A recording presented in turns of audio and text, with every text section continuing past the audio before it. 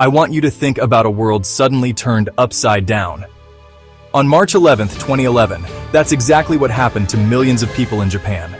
The Tōhoku Earthquake and Tsunami struck with unprecedented force, claiming over 18,000 lives and leaving a trail of destruction in its wake. At 2:46 p.m. local time, the earth beneath northeastern Japan began to tremble.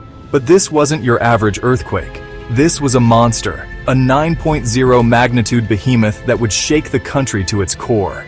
In some areas, the ground kept moving for an astonishing 6 minutes.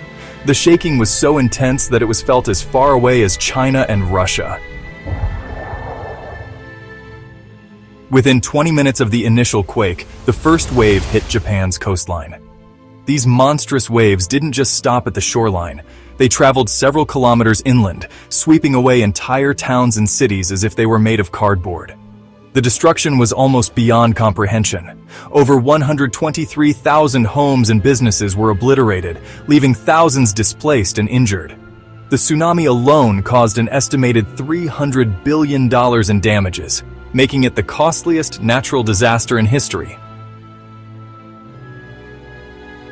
To understand the full impact of this catastrophe, we need to take a step back and look at Japan's economic situation before the earthquake hit.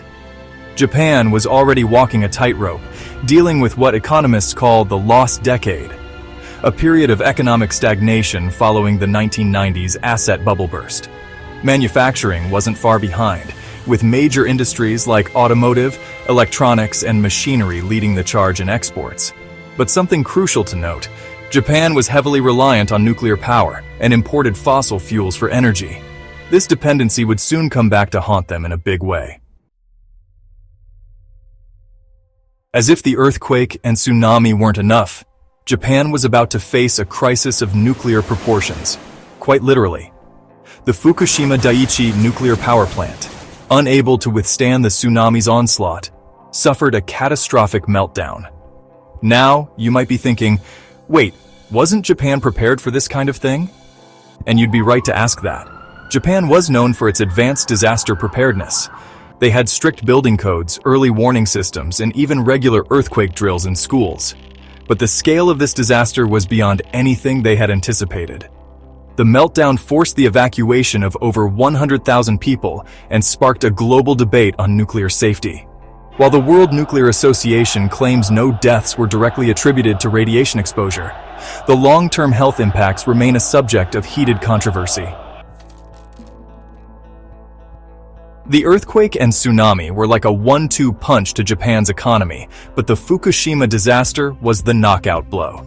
Before the meltdown, nuclear energy accounted for about 30% of Japan's electricity and contributed roughly 2% to 3% of its GDP. But in the aftermath, all nuclear operations were shut down, creating an energy vacuum at the worst possible time.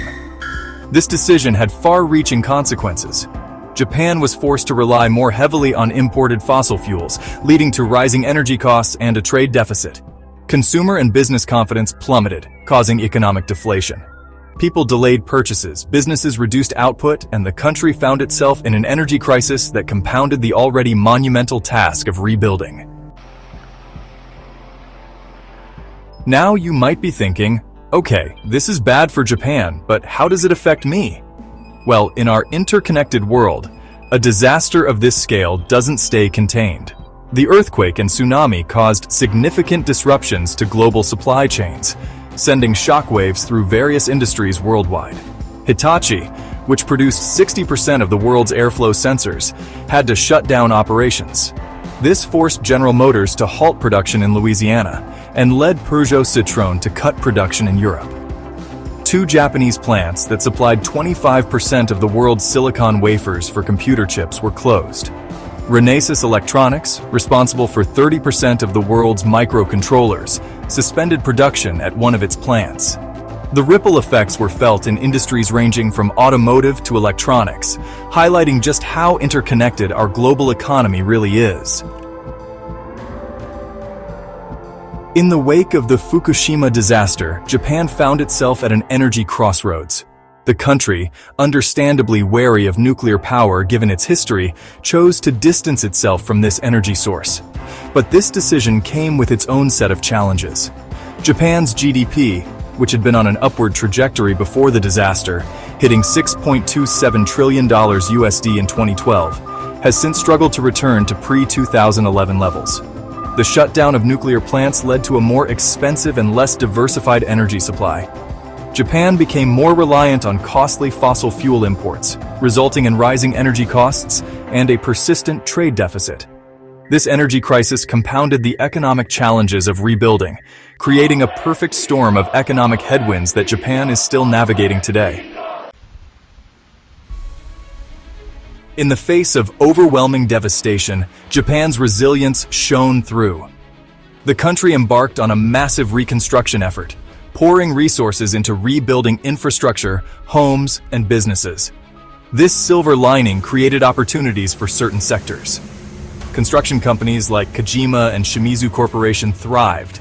Energy companies such as Tokyo Gas Company and Osaka Gas Company benefited from the shift away from nuclear power, as did renewable energy firms like Kyocera Corporation and Sharp Corporation.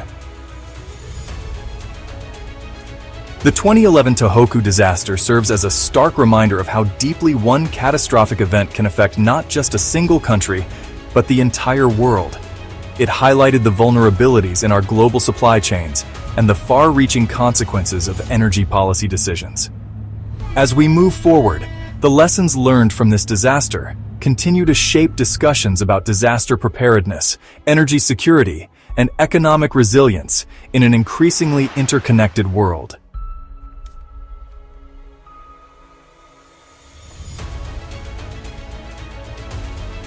As we reflect on the events of March 11, 2011, we're reminded of the incredible power of nature and the resilience of the human spirit.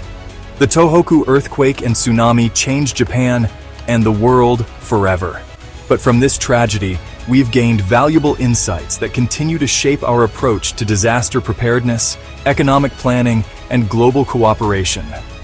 The story of Japan's recovery is still being written, and its lessons will undoubtedly influence generations to come.